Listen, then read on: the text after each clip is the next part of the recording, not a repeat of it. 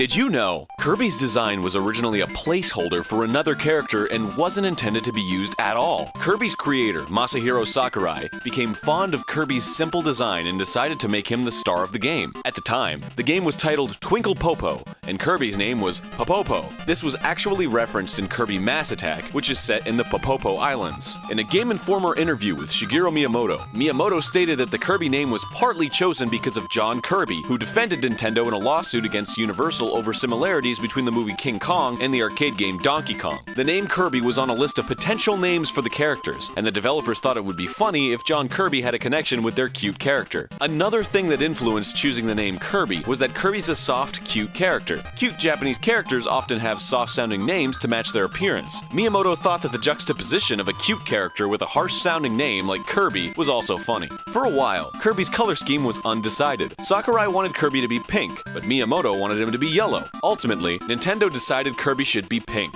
Miyamoto's yellow Kirby was used as the default color for Player 2 whenever there's multiple player-controlled Kirbys on screen. Before Kirby's final color scheme was chosen, Nintendo of America localized Kirby's Dream Land. They were confused as to whether Kirby was pink or yellow and didn't know how to represent him on the box art. They decided to play it safe and make Kirby white like he appears in the game. And speaking of box art, several Kirby games had their covers changed in the West. The Japanese versions all show Kirby smiling or neutral, but the North American box arts all show Kirby angry. It's thought these changes were made to compensate for cultural differences between Japan and North America.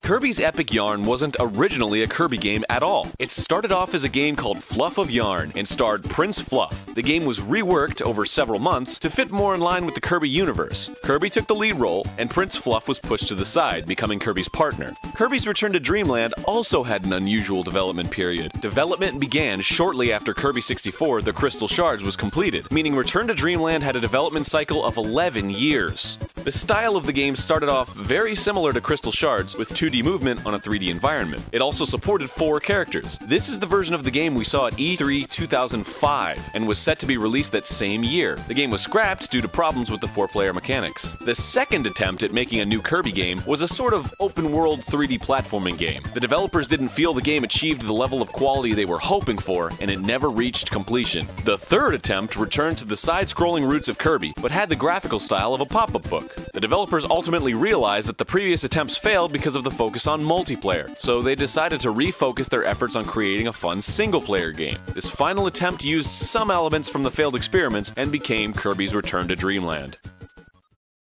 In Kirby's Return to Dreamland, if you take the first letter from the title of every level in the game besides the final level, Another Dimension, they will spell out the word crowned. The game's final boss wears a crown, and a theme called Crowned plays during the final boss battle in the game's extra mode. The French version of the game also has a hidden word, where the first letter of each of the levels spells parfait, which means perfect in French. Kirby's Dream Collection also has a hidden word. In the game's challenge mode, the levels are named Happiness Hall, Apricot Atrium, and Last Land. Taking the first letter from each level spells out HAL, a self-referential nod from the game's developers, HAL Laboratory. In Kirby Canvas Curse, the first letter from the title of each level, besides the game's final level, spells out Rainbow. Something similar occurs in Kirby's Adventure, where the levels spell out Vib G Yor. When read backwards, it says Roy G Biv, which is an acronym for remembering the colors of the rainbow. Kirby 64, The Crystal Shards' fifth world holds a rather bleak secret. You might notice that it bears a striking resemblance to Earth, but is entirely frozen over. The world has factories full of robots, but with no biological operators in sight. Nintendo has said that the inhabitants of the planet all had to move, presumably because of the climate. This has led fans to speculate that Shiverstar is actually a post-apocalyptic Earth. It's not sure what Nintendo's intention was when making Shiverstar, but it could be some sort of statement on climate change, or possibly even a suggestion that Kirby takes place in our own universe. In the Spring Breeze fight with King Dedede in Kirby Superstar, you can see Toad, Mario, Luigi, and Birdo making a cameo appearance in the stands. What makes this cameo even more interesting is that these aren't the only characters that were meant to be shown. Scrolling outside of the viewable area of the screen will show Princess Peach, Poppy Bros Jr., and Bowser. Princess Peach was partially viewable, and this is probably why she was moved to be fully viewable in the stands of Kirby Superstar Ultra for the DS. Some other secrets and Easter eggs include Kirby dancing on the pause screen of Kirby's Dream Land if you wait for 20 seconds, and a crude drawing of a naked woman in the background of the level Red Canyon. There's also an unused Waddle Doo enemy in Kirby's Block Ball, where the Waddle Doo's death animation shows his eye bursting out of his head. Kirby's creator Masahiro Sakurai also provided the voice of King Dedede in Kirby 64 and Super Smash Bros. Brawl.